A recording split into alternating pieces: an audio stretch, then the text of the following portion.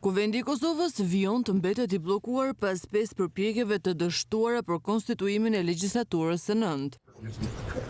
Kandidatja për kryetarin e Kuvendit të Kosovës nga Lëvizja Vetëvendosje Albulena Haxhiu arriti sërish vetëm 57 vota, 4 më pak se 61 të nevojshme për të marrë postin e kryeparlamentares. Përpjekja e 6 pritet të ndodhte të premten, por tensionet politike po thellohen. Kundër Haxhiut votuan 46 deputet, ndërsa 3 abstenuan, duke treguar mungesën e konsensusit në një kuvend të ndarë.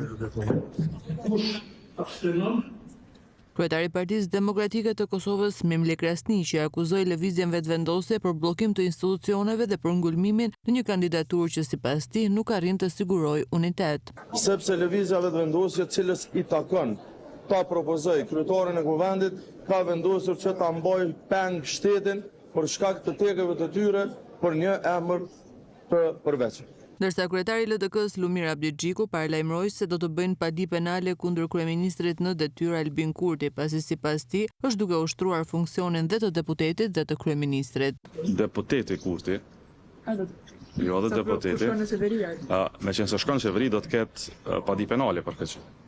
A keni bërë sepse do ta bëjmë, sepse një njeri që jep betimin për deputet është deputet. Edhe nuk mund të jetë deputet edhe ushtrues i tyre e një pozicioni tjetër, është ndaluar me kushtetutë, ka që thjesht është këtë çështje. Kandidatja e vetëvendosjes për kryetarin e kuvendit, Albulena Haxhiu, pasi dështoi për të tretën herë radhësi të zgjidhet kryeparlamentare, ka thënë se asnjëherë s'ka pasur funksion unifikues, e natyrisht se për 15 vite në politikë ka pasur përballje të saj. Ne kemi shumë vullnet që të ecim përpara, por nuk mund të na detyrojnë ose imponojnë emrat e kandidatëve për kryetar të kuvendit. Që unë asnjëherë nuk kam pasur një funksion unifikues. Pra unë kam qenë më shumë se 10 vite deputete e opozitës në kuvendin e Republikës së Kosovës, gati ndoshta 5 vite ministre drejtësisë duke përfshirë këtu edhe qeverinë Kurti 1 dhe kam pas përballje politike, natyrisht që kam pas përballje politike.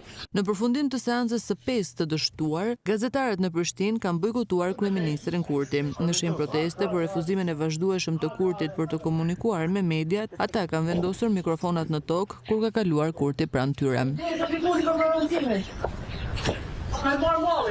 Shumë mirë kesh.